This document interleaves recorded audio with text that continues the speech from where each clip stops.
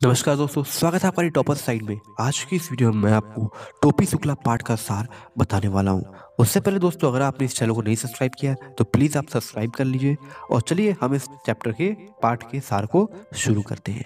यहाँ पर टोपी नाम का एक लड़का है और उसका एक दोस्त जिसका नाम इफ़न है। ये दोनों के बीच बहुत ही अच्छी दोस्ती है।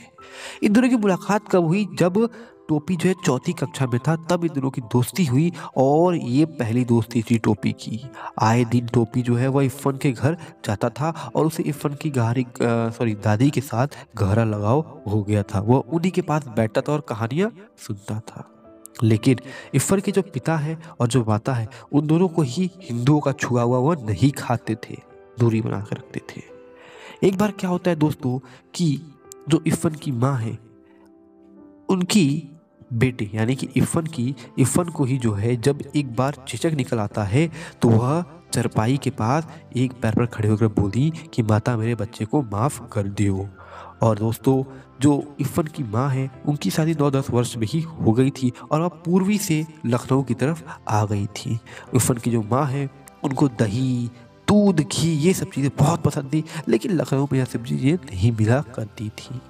और जब वो मर जाती हैं तो उनको फातमैन, बनारस के फातमैन में दफन कर दिया जाता है। ये तो खैर आगे की बात थी कि वो कब मरी। लेकिन अब आगे बढ़ते हैं। यहाँ पर इफ़न को जो है अपनी दादी से बहुत प्यार था और जो टोपी है उसको भी इफ़न की दादी से बहुत प्यार था। लेकिन टोपी को अपनी दादी से प्यार नहीं था, उसे अपनी दादी से कोई भी लगाव नहीं था। इफ़न और टोपी दोनों ही जो है इफ़न की दादी के पास जो है बैठकर कहानियाँ सुना करते थे। और जो इफ़न की दादी हैं वह पूर्वी भाषा में कहानियाँ सुनाती थी और दोनों बहुत ही खुश हुआ करते थे। एक बार क्या होता है दोस्तों कि जो टोपी है, उसका पूरा घर जो है एक साथ बैठकर खाना खा रहा था मेज कुर्सी पर। तभी जो है टोपी को बैगन चाहिए था, तो उसने अम्मी शब्द बोलकर बैंगन मांगा। और यह शब्द सुनते ही सभी लोग खाते हुए रुक गए।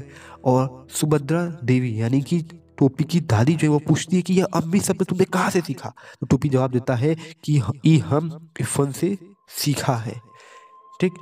तो तभी क्या होता है दोस्तों कि जो टोपी की माँ है वो बहुत तेजी से गुस्साती है। वो बहुत ही अजीब भाषा में, मतलब गंवार वाली भाषा जो किसी दादी ने बताया, टोपी की माँ ने बोला, जिनका नाम है राम दुलारी, वो बोल पड़ी कि तय कौने मियाँ के लड़के से दोस्ती कर लिए है बारे बाकारे। यह शब्द सुनते ही जो दादी हैं वो आग बबूला हो जाती है और बोलती है कि तुम मेरे सामने यह सब गंवार वाले जुबान ना यूज करो, ना बोलो। ठीक। और टोपी की जो दादी है वो चिढ़कर अंदर चली जाती है और जो माँ है वो टोपी की पिटाई करती है कि फिर टोपी अब इफ़न के घर नहीं जाएगा।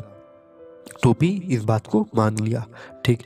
आगे क्या होता है दोस्तों कि जो मुन्नी बाबू है और भैरव है, टोपी के जो भाई हैं, यह सब नज़ारा देखते रहे लेकिन कुछ भी नहीं बोले। और टोपी उस दिन बहुत ही अकेलापन महसूस कर रहा था। जो इफ़न की दादी है वह बहुत ही प्यारी थी। टोपी इफ़न जो है बात बात पर जो है कहा करते थे कि हम दोनों अपनी अपनी दादी बदल देते हैं। ठीक। टोपी जो है इफ़न को बोलता था बात बात पर। और टोपी जो है अपनी दादी से थोड़ा भी लगाव नहीं रखता था, उसे बिल्कुल अपनी दादी को कोई प्यार नहीं था। जब इफ़न की दादी का निधन हो गया तो वह दोनों ही बहुत रोए। और ख़ास तौर पर टोपी को अपने जीवन में इफ़न की दादी के बिना अकेलापन और भी ज़्यादा महसूस होने लगा। वह बेचैन रहने लगा था। इफ़न की जो दादी हैं, उनकी मौत की खबर से एकदम उदास हो गया था हर कोई। और शाम को जब इफ़न के घर वह गया तो सब लोग एकत्रित तो थे, लेकिन सन्नाटा कहीं और भी ज़्यादा था और भी ज़्यादा शांति था। एक दादी के न होने से टोपी के लिए घर एकदम सा खाली खाली हो गया था।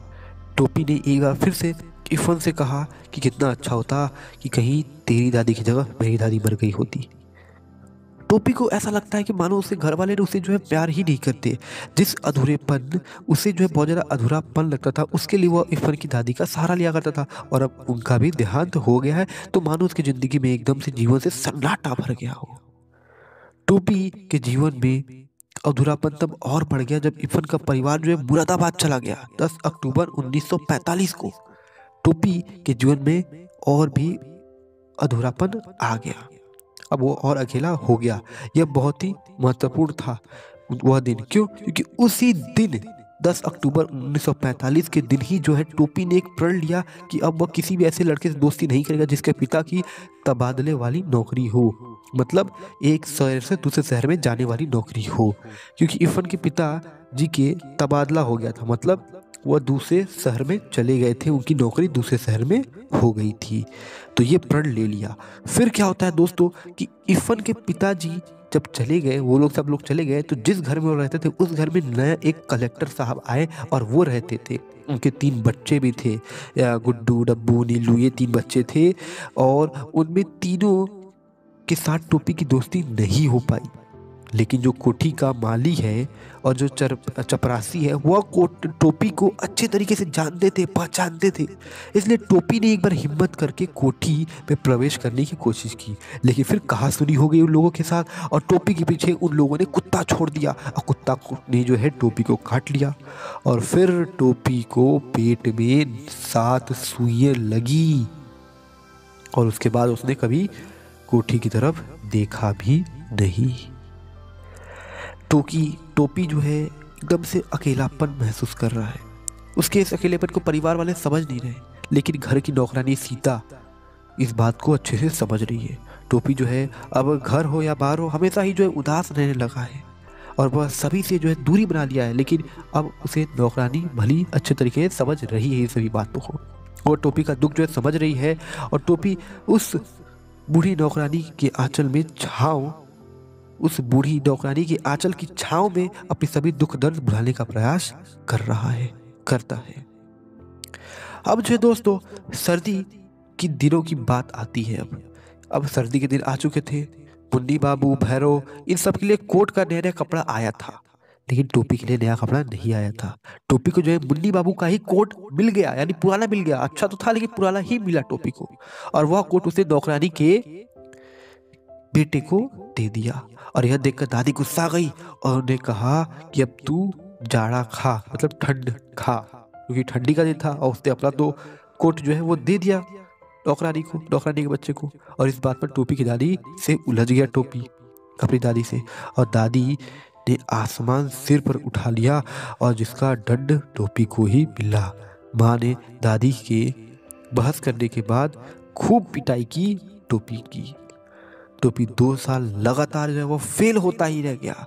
और पिछली कक्षाओं के साथ बच्चों के साथ बैठना भी बहुत ही आसान काम नहीं होता। आप भी ये बात समझ रहे हो कि अब बहुत बेकार लगता है, बहुत ही बुरा लगता है। और अध्यापक भी अच्छे से व्यवहार नहीं कर रहे थे उसके साथ। अध्यापक भी जो है उसे नोटिस नहीं करते थे, उसको ध्यान नहीं देते थे। अगर कभी ध्यान देते तो वो इसलिए देते क्योंकि उसके ऊपर टिप्पणी करना होता, तब वो ध्यान देते। जब उसका मजाक बनाना हो, जब उसको शर्मिंदा करना होता, तब उसको टिप्पणी करके उसके ऊपर ध्यान जाता। 2 साल वो लगातार पढ़ते टोपी जो है अब किताबों से भी उसका मन अब भर चुका है। और एक बार क्या होता है दोस्तों कि जो अब्दुल वहीद है, उन्होंने इतना तीखा बात बोली कि उस दिन टोपी ने जो है पास होने की कसम खा ली। और पिता के चुनाव में खड़े होने के कारण टोपी के पास पढ़ाई का समय नहीं मिल रहा था, लेकिन उसके बावजूद भी जो है टोपी पास होता है। तो दोस्तों ये था हमारा टोपी शुक्ला पाठ का सार।